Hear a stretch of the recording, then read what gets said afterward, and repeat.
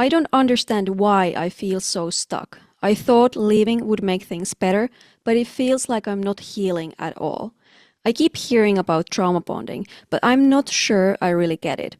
How does it affect recovery from narcissistic abuse, and could that be what's holding me back? Such a relatable topic and question because I think trauma bonding is something that we hear about a lot, but we don't always understand what it is. So I think first we have to understand what is a trauma bond and then how it impacts a narcissistic relationship because it has everything to do with healing and why we can get stuck. Because really, narcissistic relationships are a setup for a trauma bond. And what do I mean when I say trauma bond? It really just means that you are attached to someone who also hurts you. Now, a lot of times we hear trauma bonds talked about or defined as I just feel addicted to this person. I can't seem to leave. And that's where we can get stuck a lot of times because we think, what is wrong with me that I'm in this relationship and I know something is off and I know that it's harmful in a way, but also I keep going back. So am I part of the problem? And am I also toxic? So I always like to start out by telling people you are not addicted. You are stuck in a pattern of safety seeking. So let me explain even more what that is. So we have a basic need to attach. Feeling connected is as human as breathing, and it's as normal as reaching for food when you're hungry and a drink when you're thirsty. We want connection. We want to know we're attached to people. The problem is that in narcissistic and toxic relationships, your attachment needs get hijacked. So, like I said, feeling connected, feeling authentic is so healthy. But here's the problem is that in a narcissistic relationship, you feel like you're in this impossible situation because you want the pain to stop. You want the lying and the gaslighting and the manipulation and the abuse to stop. But you also want the relationship. You want things to work. You want to stay. You want to be able to talk things through. And so it feels like this constant tug of war. You feel very internally divided, disconnected, discombobulated, and so confused. And that confusion often leads to a lot of shame because it's like, how can I love somebody who hurts me? But also, why would someone who love hurts me? And that chaos and love and confusion just all gets thrown in there together. And think about the type of relationships we're talking about when we're talking about narcissists. These aren't just some random people. This is your spouse. This is perhaps your adult child. It's your best friend. It's your mom. It's your dad. It's your sister. It's your cousin or your uncle. These are important relationships. And so it is not as simple as, well, just don't talk to them anymore or just cut ties with that person. A, because you may not want to. This may be a very important person to you. B, you may not be able to for a myriad of reasons because of financial reasons or children or culture or other implications like that. And also, these people are often tied to other important people in your life. And so let's say that your sister or your mom is a narcissist, but you really care about your nieces and your nephews and your other cousins and you want to see them. Well, what would happen if you just completely went no contact with that person? So I also just want to normalize it is not as simple as just cutting that person off and leaving that relationship. And I think that's oftentimes why we do stay and we try for so long and so hard because we are unsure of what that's going to look like if we can't make it work with a person. How is that going to impact my life, my family, my ability to enjoy the holidays, all those kinds of things. And the other thing we know about trauma bonds are that they are rewarded in the brain.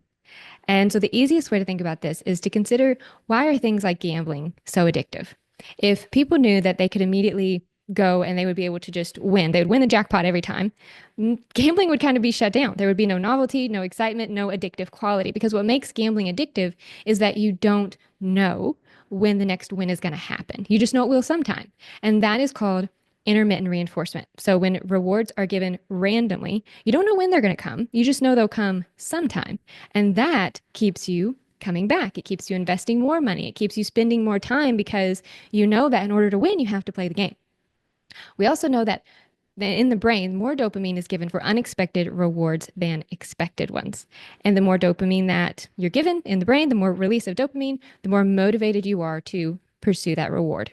Now, let's think about how that works in a toxic and narcissistic relationships. They are inherently hot and cold, and they always will be. These are not relationships where it's all bad. And I think people really need to hear that and understand that. This is why also it's so hard to leave these relationships because it's not all bad. Every day isn't a fight. Every day isn't a conflict. There are randomly dispersed moments of good times where you had that good vacation. They did remember to pick up that thing up for you at the store. They did get you a nice gift that one Christmas. They give you a pat on the back. Maybe they're a little bit more affectionate one day than they are another day. They don't always give you the silent treatment. So there will always be good days and bad days, like there will always be sunny days and rainy days. And because you don't know when that next affectionate touch or compliment or gift is going to come, you just know that it will come sometime. And what does that mean in the brain? In intermittent reinforcement, like we're talking about, it means you're more motivated to try to make it work. So you stay longer, you try harder, you give more, and your body and your brain are conditioned to anticipate that sometime this is going to pay off. And when you do have those payoff moments where that you happen to have a good day, the last thing you want to do is bring up all of the issues. The last thing you want to do is try to talk about the hot and cold nature of the relationship or bring up your needs or bring up things that in the past really haven't went anywhere and have caused more argument and conflict. So then what do? Your world starts to shrink, and then you kind of find yourself walking on tiptoes. That's where we get that idea of walking on eggshells, because those good moments are so rare and unexpected, and like you don't really know exactly what triggers them, that you just try harder and harder to get those good moments, and then you ask for less and less when you finally do get those good moments. Thank you. Yeah. Please continue if you wanted to say something. No, if you have something to say, go ahead. Yeah, I was gonna say that I think you just described very well the addictive nature of trauma bonds. So, Yeah. how does this affect the recovery from narcissistic abuse? Yes. So let's say that you've been in this relationship. Perhaps you're thinking about leaving, or you have left the relationship, or you're not talking to this person anymore. Let's go back to what I said in the very beginning, is that we are born with a need to attach. Attachments, relationships are very important to us. So when you leave, often what happens is people get really frustrated because then they start to notice that they have a hard time remembering why they left or what the problems were. And what's happening is your brain is doing something called euphoric recall. And it's a cognitive distortion, which just means an error in thinking, where you only remember the good times or you remember things better than they are. So let's play this out and see how this happens in relationships and after, and why trauma bonds make it so difficult to heal.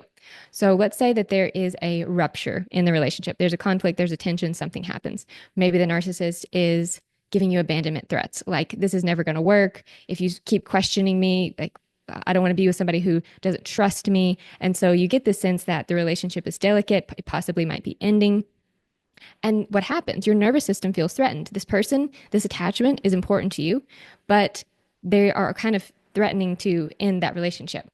And so, what the brain does to try to restabilize that nervous system and your attachment system is it engages in something called euphoric recall, where then you start thinking, well, maybe it's really not as bad as I was thinking that it was. And maybe they really were just stressed. And maybe things really could get better. Maybe I am asking for a little bit too much.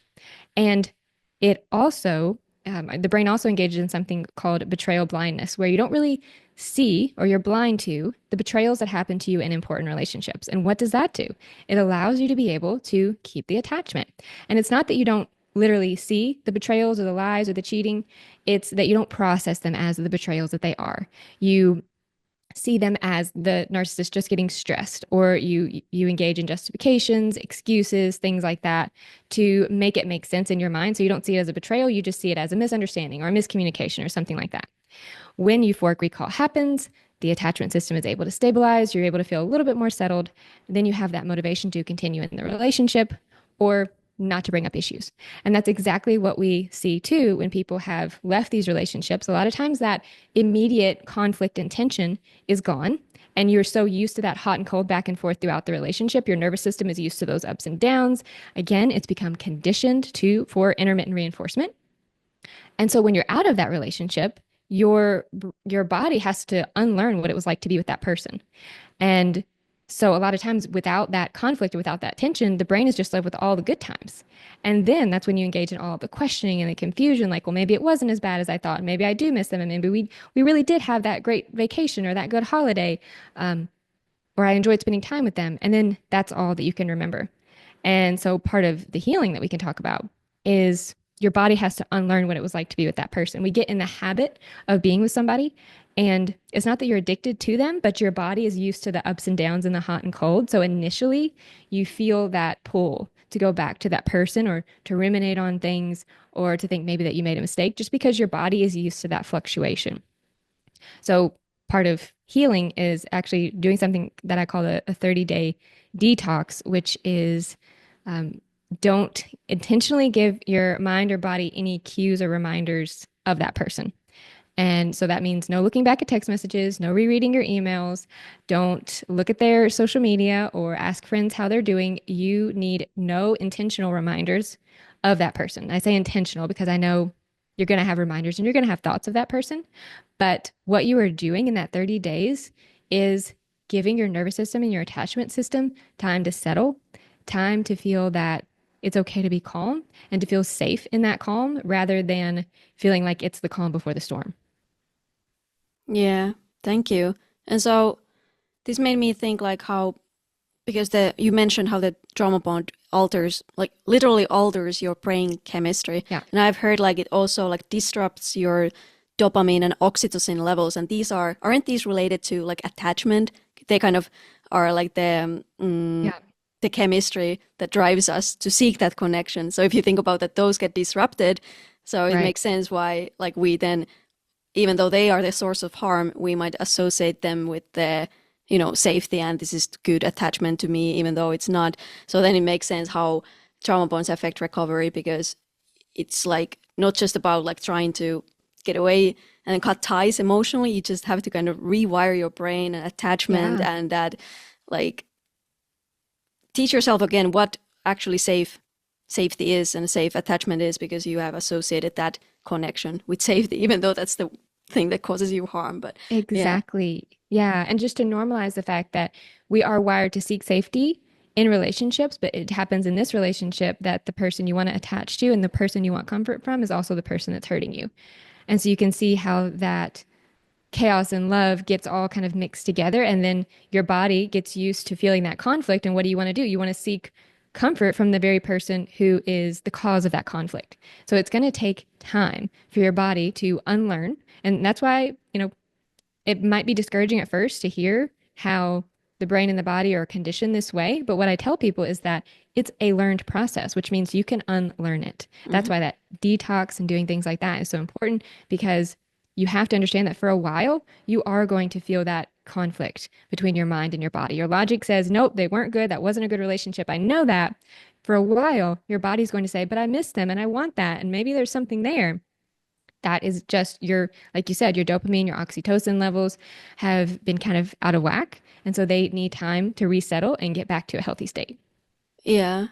And also, all of this reminds me of one discussion we had in our community about how also trauma bonds they contribute to like us developing like emotional dysregulation as well. And because there is this constant cycle of hopes, you get your hopes up, then you disappoint, and the conflict, and all that.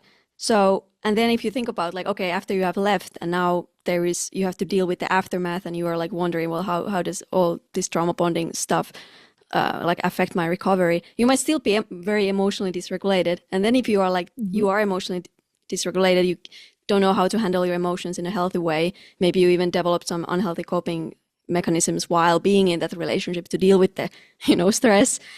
Then Yeah. all of that, you are finally out of the relationship. If you're not thinking clearly, which you usually aren't if you're emotionally dysregulated, it also kind of affects that way the recovery process, like the the past trauma Right. bond and the past relationship, and makes it even harder. You might make impulsive decisions to reach out or go back or revisit all those pictures and Yeah. all that. It's just so easy to kind of um, it's easy to not think clearly if you're like emotionally very dysregulated. And I think that's also like one important piece I wanted to just add there, that like how Hmm. trauma bonds affect also recovery from narcissism. Yeah. And why it's so important to give yourself time and space to heal. And research shows it takes 60 days to create a habit. And so it's just a couple of months. And how different you can feel and things can be if you do commit to that 30-day detox of not intentionally finding triggers or reminders of them. And you intentionally set out, like you're saying, to find healthier ways to regulate. So maybe that means creating a morning routine, something as simple as getting up and going for a walk and getting outside. or you want to be more intentional about the foods that you eat, or taking care of yourself, or just moving throughout the day. If you can just do that and check in with yourself for 60 days, in 2 months, your brain is going to be more familiar with that habit. It's developed a new habit. And so imagine what you could do in 6 months' time or a year if you just picked one habit every 60 days, and you could be a different you. Your brain could look different, would look different if you just committed to that 60-day increment.